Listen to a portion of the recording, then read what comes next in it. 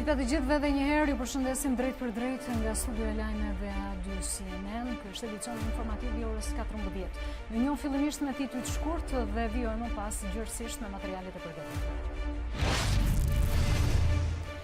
Ish-ministri i Brendshëm Semir Tahiri përballet sërish sot me krimet e rënda. Ankimon vendimin e gjykatës për shtyrjen 5 herë të hetimeve ndaj tij. Në seancën e kaluar Tahiri akuzoi prokurorin për zvarritje të procesit dhe nxjerrje të sekretit hetimor. Dhunimi i një mjeku në repartin e infektivit në QSOT ka ngritur në protest bluzat e bardha, reagon ministra Manastirliu, e cilëson ngjarjen akt barbar dhe kërkon të klasifikohet si vepër penale. Heqje taksash për nënat me 4 fëmijë dhe falje të kredive. Në këtë mënyrë kryeministri hungarez Viktor Orban synon që të nxjisë lindshmërinë në vend dhe të reduktojë varësinë nga emigracioni. Shqiptarja Dua Lipa shpallet si artistja e re më e mirë në ceremoninë e çmimeve Grammy. Mbrëmja më e rëndësishme e industrisë muzikore ka rezultuar e suksesshme edhe për Lady Gaga, e cila rrëmbeu 3 çmime. Juventus thellon distancën në krye të klasifikimit të serisë A, Bardezin të mundën 3-0 Sassuolon, fitore që i shkëput 11 pikë nga Napoli. Fitore shënoi dhe Milan, i cili fal triumfi 3-0 mbrëmjen e së dielës ndaj Cagliarit, u ngjit në vendin e 4. Presidenti i Republikës Ilir Meta ka kërkuar nga Këshilli i Lartë Gjyqësor dhe nga Prokuroria që të vijë në lëvizje për kontrollin e vendimarrjes së gjyqtarëve që i hoqën burgun për jetë Dritan Dajtit dhe e lanë vetëm 25 vite heqjelirie, ndërkohë që 10 tashma ai i ka kryer. Ne ndjekim reagimin e kreut të shtetit. Mbështes fuqimisht reagimin edhe thirrjen e ambasadorit të Bashkimit Evropian, zotit Soreka, që KLG dhe prokuroria e përgjithshme të vijnë në lëvizje për të vlerësuar dhe për të verifikuar dhe hetuar çështjen fjalë. Faleminderit. Ka argëzuar 2 kandidaturat tuaj për kreun e lartë të KLSH-s. Është përfolur që Anases Angjeli mund të jetë në këtë post, do jetë ai kandidatura e tretë e vërtet? Unë jam i bindur që të gjitha zgjidhjet dhe propozimet e presidentit të Republikës synojnë forcimin e institucioneve të pavarura dhe gjithmonë këtë gjë do të synojnë forcimin e sundimit të ligjit në vend dhe jo të sundimit të shumicave. Faleminderit. Nuk ka qenë unanim vendimi i trupës gjykuese të gjykatës apelit të krimeve të rënda për të ndryshuar vendimin e gjykatës për Dritan Dajtin, duke shpëtuar këtë të fundit nga masa e burgimit për jetë. Gjyqtari Fuat Vjerdha ka publikuar në profilin e tij në Facebook faqen e fundit të këtij vendimi, ku mbajnë firmat edhe 5 gjyqtarët që kanë firmosur këtë vendim. Nga ky dokument duket se 3 gjyqtar, Alex Nikolli, Petrit Aliaj dhe Skënder Danimin, kanë vendosur për aplikimin e gjykimit të shkurtuar dhe dënimin përfundimtar me 25 vite burg, ndërsa gjyqtarët Fuat Vjerdha dhe Lindita Hoxha kanë votuar pjesërisht kundër. Vendimi i cili shpëtoi Dritan Dajtin nga burgu për jetë, edhe pse vrau 4 policë në gusht të 2009-s, ka nxitur reagime edhe nga Bashkimi Evropian. Luigi Soreka tha se ky vendim kërkon një vlerësim urgjent nga ana e Këshillit të Lartë Gjyqësor dhe nga prokuroria. Soreka ka deklaruar se vendimi i gjykatës apelit për krimet e rënda, që ul dënimin e të pandehurit të dënuar për vrasjen e 4 oficerëve të policisë, kërkon një vlerësim urgjent nga KLG dhe prokuroria e përgjithshme. Reforma në drejtësi është e pakthyeshme dhe do të mbulojë të gjitha nivelet e jurisdiksionit, ka nënvizuar ambasadori Soreka.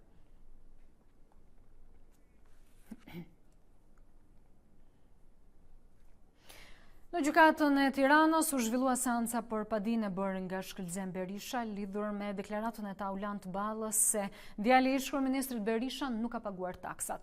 Në përfundim të seancës, Balla e ka ftuar prokurorin që të vijojë hetimet për çështjen e CEZ, ndërkohë që Shkëlqen Berisha i ka konsideruar të gjitha akuzat shpifje. Për një thirrje prokurorisë që të vijojë hetimet dhe me shpresën e gjithë shqiptarëve që Prokuroria Speciale Antikorrupsion ngrihet së shpejti, le të jetë kjo një prej dosjeve që t'i vijë në dispozicion Prokurorisë Speciale Antikorrupsion, sepse është e turpshme që deri më sot, pas më shumë se le themi 18 muajsh nga koha kur është bërë kallëzimi penal, nuk mund na thot prokuroria që nuk gjejmë dot Nuen Nikalan i cili kandidon në Kosovë për antar këshilli komunal në komunën e Prizrenit. Ishte përpoq të rikthente vëmendjen në Komisionin e Dështuar Hetimor Parlamentar, cilin ai e udhëhiqte. Ironia është që në atë periudhë i Panderi më akuzonte mua për udhëtime ose për lidhje me persona me të cilët nuk kisha asnjë lloj kontakti. Kanë kaluar 2 vjet dhe ju jeni dëshmitar që nuk kanë provuar dot as edhe një lidhje të vetme sepse nuk kanë se çfarë të provojnë. Por është ironike sepse pikërisht në atë periudhë kryetari i grupit parlamentar të Partisë Socialiste, sekretari i përgjithshëm i Partisë Socialiste udhtonte me një trafikant droge nëpër rezorte. Kryetari i Partisë Demokratike Lulzim Basha ka ndërprerë për disa orë turin e takimeve me qytetarët. Gjatë paradites kreu demokratë dhe sekretari i përgjithshëm Gazmend Bardhi mbajtën takime me aleatët opozitar. Përgatitjet për protestën e 16 shkurtit janë sa kaq në javën e fundit. Deri më tani demokratët kanë zhvilluar disa protesta në rrethe dhe paralelisht me to Lulzim Basha ka takuar qytetarë, tregtar, pedagogë e të tjerë. Opozita kërkon largimin e kryeministrit Rama dhe zgjedhje të lira e të ndershme përmes një qeverie tranzitore.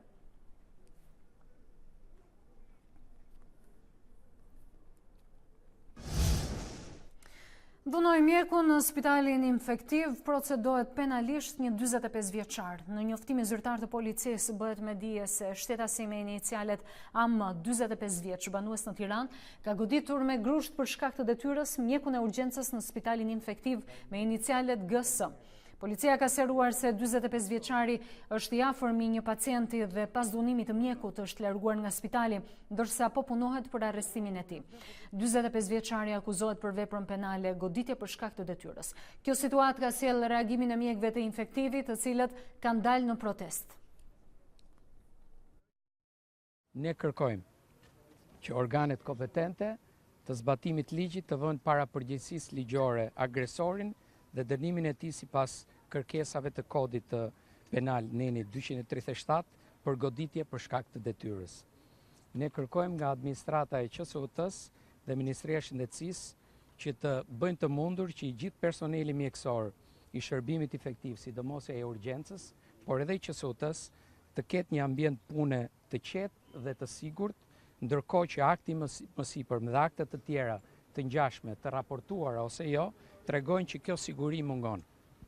Ambienti qetë pune do të thotë pajisja e shërbime dhe repartit me roje sigurie, me kompetenca dhe aftësi profesionale që të bëjnë të mundur parandalimin apo minimizimin e akteve të tilla që lënë dhe faktikisht situata që ndodhi tregon që këto lënë shumë për të dëshiruar. Që të rishikohet kuadri ligjor përkatës që dhuna dhe agresioni ndaj personelit në kushtet e punës të konsiderohet si një formë shumë e lërënd e cënimit të personit. Për ngjarjen ka reaguar edhe Ministri i Shëndetësisë Ogerta Manastirliu, e cila e konsideron si një akt barbar dhunimin e mjekut të urgjencës së infektivit. Ministra ka kërkuar që kanosja për shkak të detyrës ndaj mjekëve të klasifikohet si një vepër penale. Është barbari të sulmosh një profesionist të shëndetit, por më tepër në kushtet kur është duke ofruar me përkushtim dhe profesionalizëm shërbim shëndetësor për qytetarët. Inkurajoi organet e drejtësisë që të hetojnë me prioritet maksimal këtë ngjarje, duke dhënë një ndëshkim shëmbullor për agresorët që duke vënë dorë mbi një mjek shkelin jo vetëm ligjin, por edhe çdo normë morali dhe etike, si dhe çdo kod sjelljeje, shkruan Manastirliu në faqen e saj në Facebook.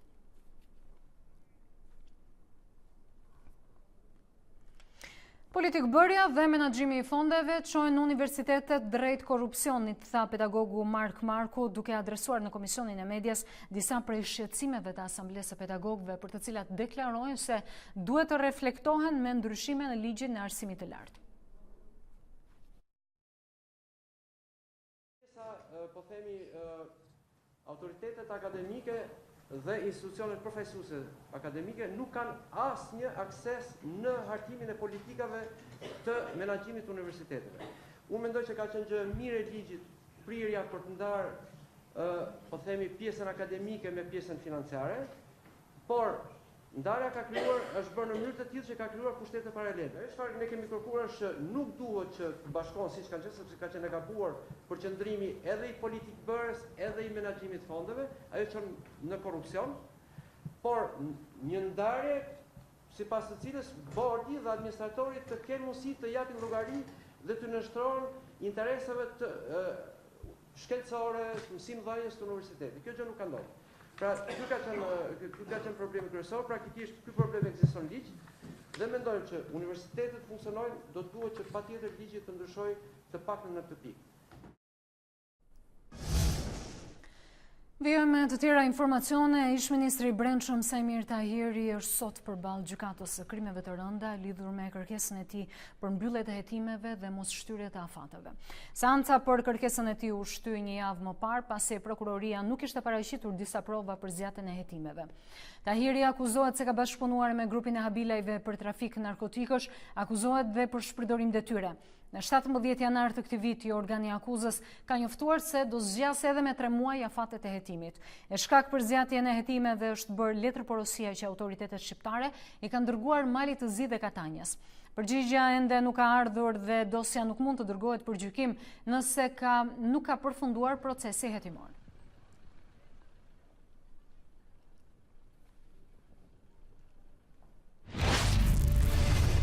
Në vijim të këtij edicioni do të ndiqni heqje taksash për nënat me 4 fëmijë dhe falje të kredive. Në këtë mënyrë kryeministri hungarez Orban synon që të nxjisë lindshmërinë në vend dhe të reduktojë emigracionin.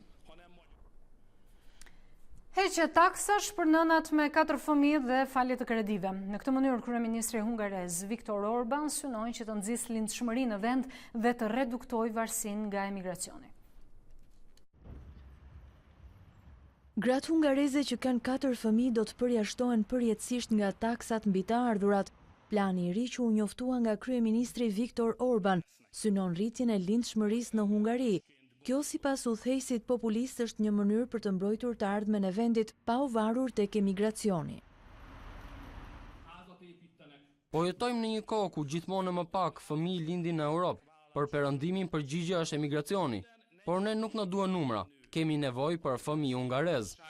Popullsia hungareze është kurrur me 32.000 persona në vit dhe gratë po lindin më pak fëmijë se sa mesatarja e Bashkimit Evropian. Si pjesë e këtyre masave, çiftet e reja do të sigurojnë kredi pa interes deri në $36.000, që do të konsiderohet e shlyer nëse do të bëhen me 3 fëmijë. Franca është vendi me përqindjen më të lartë të lindshmërisë me 1.96, ndërsa Spanja cilësohet si vendi me lindshmërinë më të ulët në Bashkimin Evropian. Ndërsa Viktor Orban po mbante fjalimin e tij për gjendjen e kombit, Budapesti zihente nga protestat kundër politikave qeverisëse. Të paktën 2.000 persona u mblodhen para zyres së kryeministrit, ndërsa të tjerë bllokuan një prej urave kryesore mbi lumin Danub. Theresa May dhe Jeremy Corbyn pritet që të zhvillohen bisedime për procesin e Brexit. Kryeministra britanike dëshiron që dy partitë të diskutojnë për zgjidhje alternative për çështjen e mekanizmit frenues për Irlandën e Veriut, që synon shmangjen e një kufiri të fortë. Aktualisht ka dallime të mëdha mes palëve për unionin doganor. Pavarësisht frymës pozitive, ende nuk është vendosur një datë për takimin mes kryeministres dhe kreut të opozitës. May shkruan në një letër dërguar Corbyn se shpreson që bisedimet të zhvillohen sa më shpejt që të jetë e mundur. Ndërkohë, sekretari britanik për Brexit Steve Barkell dhe shefi negociator i Bashkimit Evropian Barnier do të takohen sot për të diskutuar propozimet për ndryshimin e ujdisë së largimit.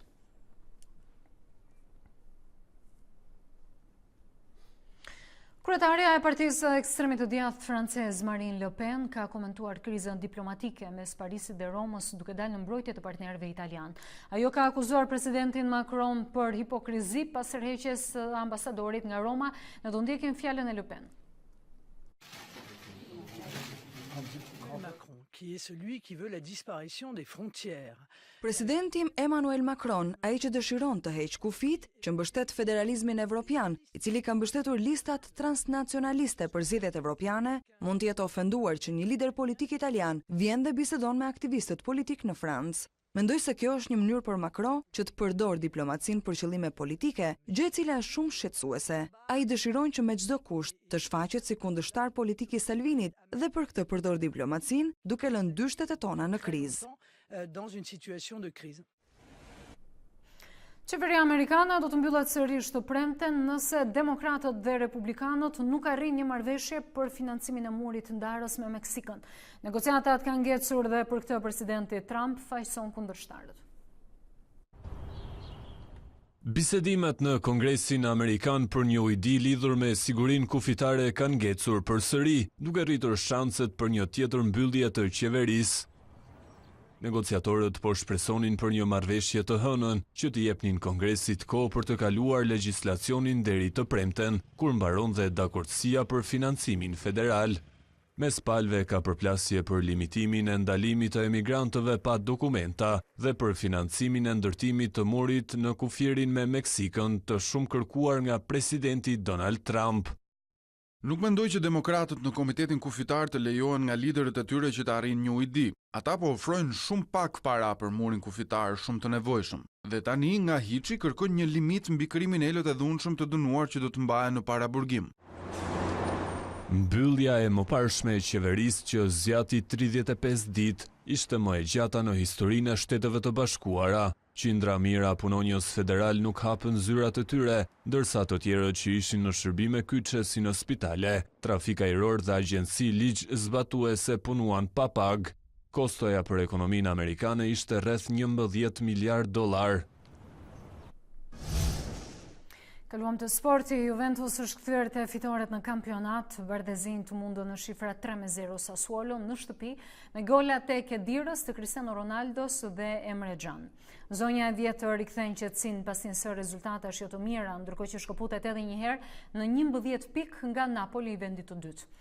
Milan fitoi gjithashtu 3-0 ndaj Cagliarit, një fitore që e mba në vendin e 4 me 39 pikë, një pozicion i cili do të ishte sukses nëse do të mbahej deri në fund nga skuadra e Gennaro Gattusos.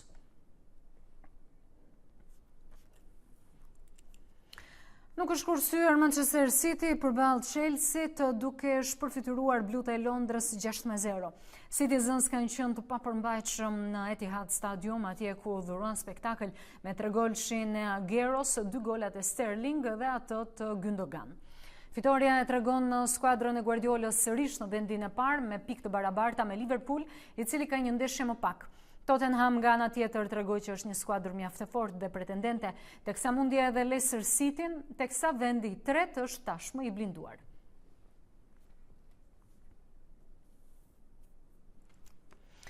Barcelona është ndalur sërish këtë herë në një barazim 1-1 ndaj Atleticos Bilbaos në transfert. Katalanas nuk po arrin të krijojnë një shkëputje nga ndjekësit, e tashmë ndjejnë edhe presionin e Realit Madridit. Madrilenët me fitore në derbi ndaj Atleticos Madridit kanë rrëmbyer vendin e dytë dhe tashmë janë vetëm 6 pikë larg nga Barcelona e vendit të parë.